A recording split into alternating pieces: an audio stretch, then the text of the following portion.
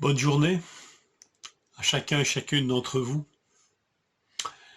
Je lis le verset 2 d'Acte 7, qui introduit ce long discours d'Étienne.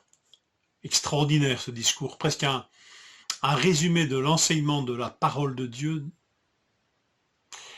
un parcours, pourrait-on dire, pratiquement d'Abraham à Salomon, avec des fils conducteurs et un fil conducteur, très clair.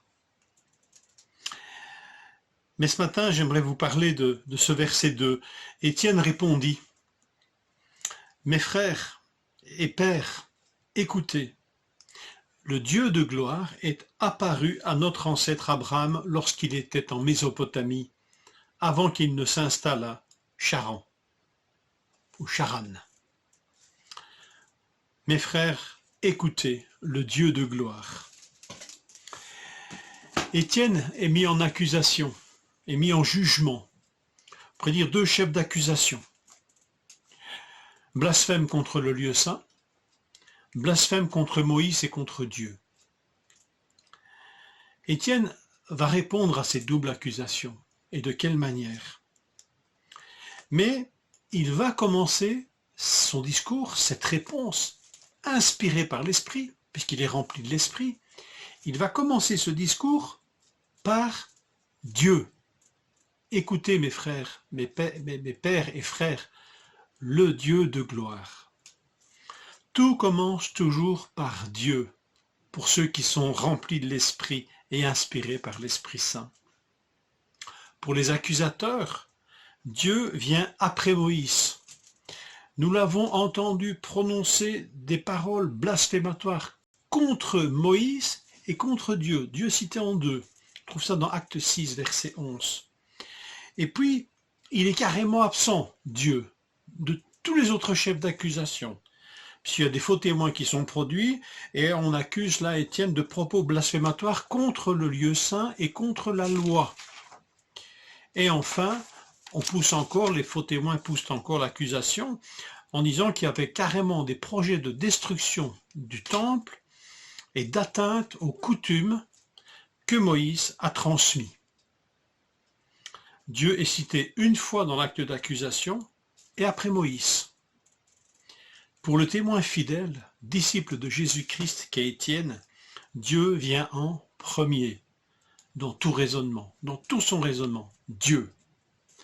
Quelle leçon que cette tentation humaine des accusateurs de mettre Dieu à la fin ou en annexe. Mais c'est pas anecdotique.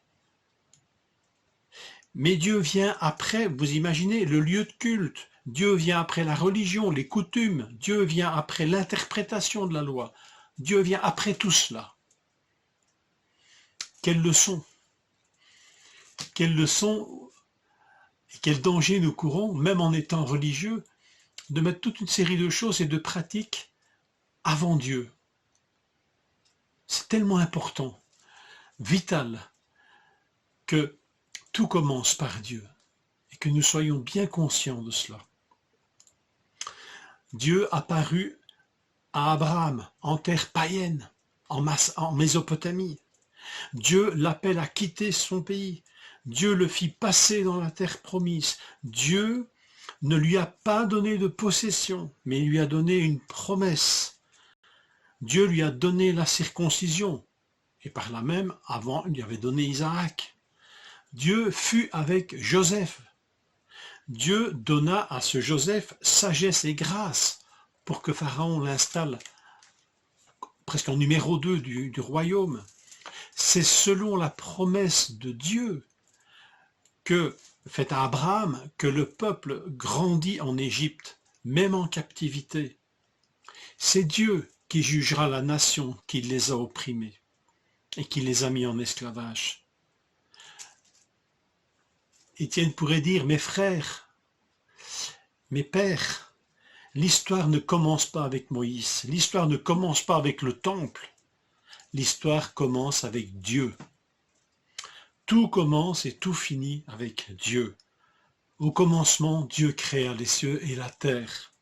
Au commencement était la parole, et la parole était avec Dieu, et la parole était Dieu. Rien de ce qui a été fait n'a été fait sans elle. Tout a été fait par elle.